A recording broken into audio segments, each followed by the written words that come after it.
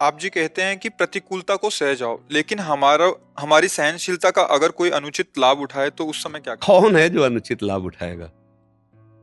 सहनशील तभी बनोगे जब ये जान पाओगे कि कोई और है ही नहीं। जब तक और दिखाई देता है तब तक तुम सहनशील हो ही कैसे सकते हो?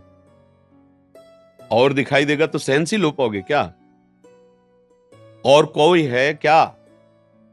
अनुकूलता प्रतिकूलता की सत्ता है क्या? किसी और की सत्ता है क्या?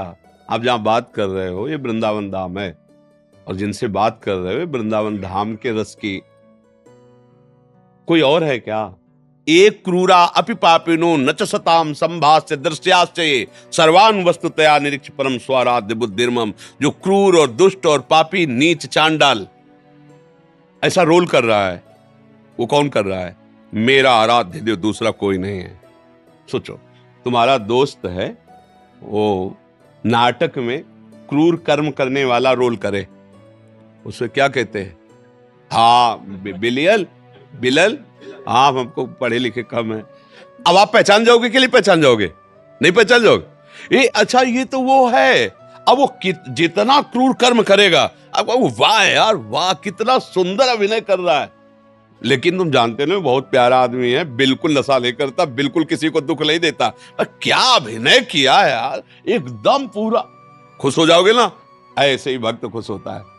क्या अभिनय कर रहे हो ठाकुर, मुझे पता है, जितने भी रोल कर रहे हो सब आप ही कर रहे हो, दूसरा कोई नहीं। मत्ता परतरम नान्यत किंचित अस्ति धनंजय, मेरे सिवा किंचित। मेरे देखो, एक नाटक है जिसमें बहुत है, लेकिन ये नाटक ऐसा है कि वही डायरेक्टर है, वही मंच है, और वही कला है, और वही कलाकार है, और वही देखने वाला है, और वही दिखाने वाला है। प्रश्न कहां रहा है?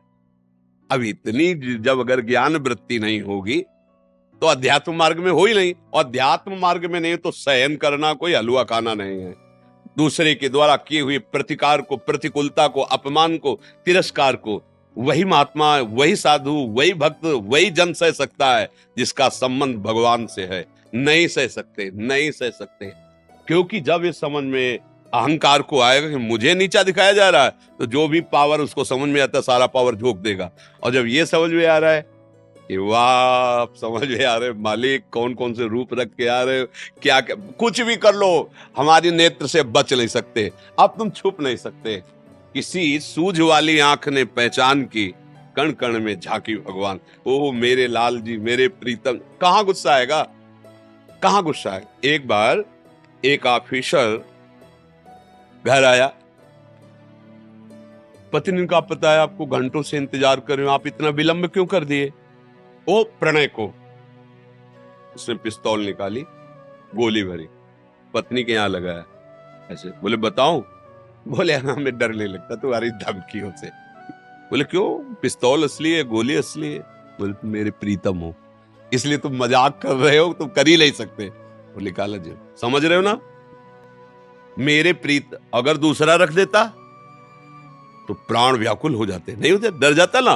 तो अगर हम दूसरा देखेंगे तो डर जाएंगे, भय आ जाएगा, क्रोध आ जाएगा, शांति। और अगर देख रहे हमारा प्रीतम है तो कह रहे ये तेरी पिस्तौल है, सब तेरा केवल खिलवाड़ है, तू कर ही नहीं सकता। क्यों? मेरा प्रीतम है, चराचर जगत मेरा प्रीतम है।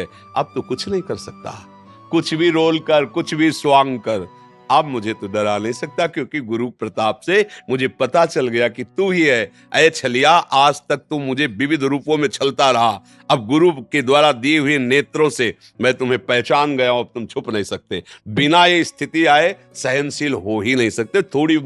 थोड़ी बात सह सकते हो, लेकिन जब और आगे बढ़ेगी ना तो फिर आप नहीं सह पाओगे। एक सीमा तक तो सह सकते हो, बुद्धि लगा के सहना चाहिए परमार्थ के पथे को, फिर इसके बाद जो उसका स्वरूप आएगा कि अब हो गया, बाद में भजन देख लेंगे, क्षमा मांग लेंगे, पर अब तुम बात बदल जाए। और अगर ये दिखाई दे रहा कि प्यारे है तो ये गुस्से ले आएगी, हंसी आएगी कि कर लो आप, कर लो आप ही हो, अब ये जीवन आपको समर्पित है। चाहे आप प्रणाम करो, चाहे आप जूता मारो, चाहे माला चढ़ाओ आप, चाहे आप दंड दो, नाथ मैं तो आपका हूं। अब आप कुछ भी करो, मुझे समझ में आ गया, आपके सिवा को जीत गया।